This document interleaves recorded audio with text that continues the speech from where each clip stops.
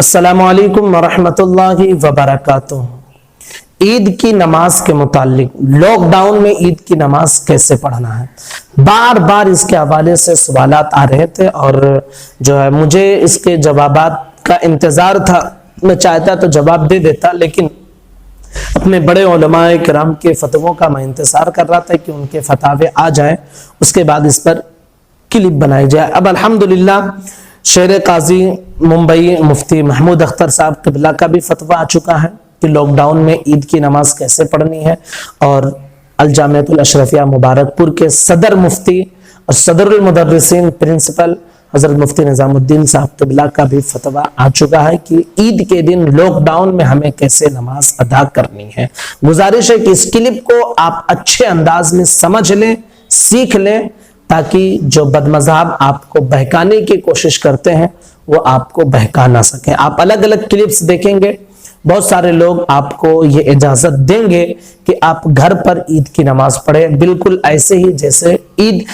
جمعہ کی انہوں نے پرمیشن دی ہے کہ آپ گھروں میں جمعہ پڑھ لیں، جماعت سے پڑھیں، ظہر کی نماز، جو کیا کیا پرمیشن دیے ہیں ایسے وہ آپ کو عید کی بھی پرمیشن دیں گے، لیکن صحیح مسئلہ جاننا آپ کے لیے ضروری ہے۔ سب سے پہلی چیز آپ یہ سمجھ لیجئے کہ عید کے لیے جو شرطیں ہیں وہ تمام وہی شرطیں ہیں جو جمعہ کے لیے ہیں، سوائے خطبہ کے۔ یعنی جو شرط جمعہ قائم کرنے کے لیے ہے وہی شرط عید بھی قائم کرنے کے لیے ہے، بس فرق یہ ہے کہ جمعہ کے لیے خطبہ شرط ہے، عید کے لیے شرط نہیں ہے، یہ ایک فرق ہے۔ دوسری چیز آپ یہ سمجھ لیجئے کہ ہماری اور آپ کی سب کی یہ امید بدھی ہوئی ہے کہ اگر مسجد کھلی ہوتی یا عیدگاہ کھلے ہوتے، ہمیں پرمیشن ہوتا تو ہم ضرور وہاں جا کر عید کی نماز ادا کرتے ہیں، یہ ہماری نیت ہے۔ تو ہم گرچہ جسمانی طور پر عیدگاہ میں یا عید کی نماز میں شامل نہیں ہو رہے ہیں، لیکن نیت کے حساب سے ہم ضرور شامل ہیں۔ تو نیت ہماری تھی کہ اگر کھلا ہوتا تو ہم پڑھتے، اور اللہ کا شکر ہے کہ اب تک ہم ایسا کرتے آئے ہیں۔ تو انشاءاللہ رب کی ذات پاک سے امید ہے کہ اس نیت کا ثواب ضرور میرا رب ہم سب کو عطا فرمائے گا۔ تیسری چیز آپ یہ سمجھیں کہ جس طرح جمعہ کی نماز 5 لوگوں کے پرمیشن کے ساتھ گورنمنٹ کے لوگ مسجد میں 4-5 لوگ مل کر جمعہ کی نماز ادا کر رہے ہیں، اگر اتنی ہی پرمیشن عید کی نماز کے لیے بھی رہتی ہے، جیسا کہ ظاہر یہی ہے کہ اس سے زیادہ نہیں ہوگی، تو وہی لوگ صرف اور صرف عید کی نماز مسجد میں جماعت کے ساتھ ادا کریں گے، اور ان کے علاوہ جو اور لوگ ہیں وہ گھروں میں ہرگز عید کی جماعت قائم نہیں کریں گے، نہ جماعت کے ساتھ عید کی نماز پڑھیں گے، نہ تنہا عید کی نماز پڑھیں گے۔ جن کو پرمیشن ہے 4-5 لوگ، وہ لوگ مسجد میں پڑھیں گے، اور ان کے علاوہ جو لوگ گھروں میں ہیں وہ نہ جماعت کے ساتھ عید کی نماز پڑھیں گے، نہ تنہا۔ انہیں کون سی نماز پڑھنی ہے؟ تو اس کے حوالے سے آپ مفتی نظام الدین صاحب کے فتوے میں جو موجود ہے وہ یہ ہے کہ در مختار اور بہار شریعت میں یہ مسئلہ موجود ہے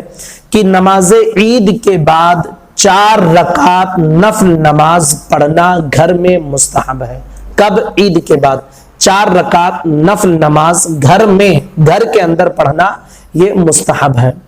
یوں بھی چاشت کے وقت میں 4 رکعت نماز پڑھنے کی احادیث نبویہ میں بڑی فضیلت آئی ہے۔ اب عید کی نماز کے بعد کا جو وقت ہوتا ہے وہ چاشت کا ہی وقت رہتا ہے،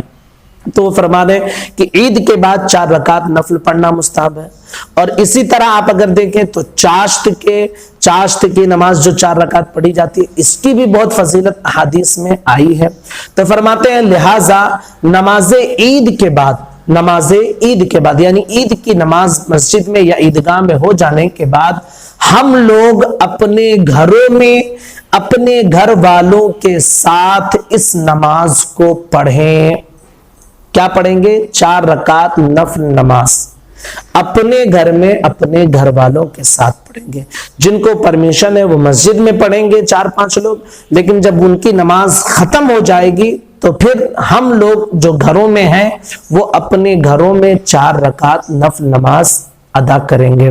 اب جماعت کے ساتھ پڑھیں گے یا پھر بغیر جماعت کے، تو اس کے حوالے سے فرماتے ہیں کہ گھر میں اگر کوئی امام بننے کا مستحق ہے، یعنی امامت کے لائق ہے، تو مختصر جماعت کر سکتے ہیں، اجازت ہے کہ مختصر طور پر آپ جماعت کر لیں، لیکن پھر فرماتے ہیں کہ تنہا اس کو پڑھنا شریعت میں زیادہ محبوب ہے، یعنی جماعت آپ کر سکتے ہیں لیکن زیادہ شریعت میں پسندیدہ یہ ہے کہ اس 4 رکعت کو گھر کا ہر فرد اکیلے اکیلے پڑھے، جماعت سے نہ پڑھے، ٹھیک ہے۔ تو عید کے نماز ہمیں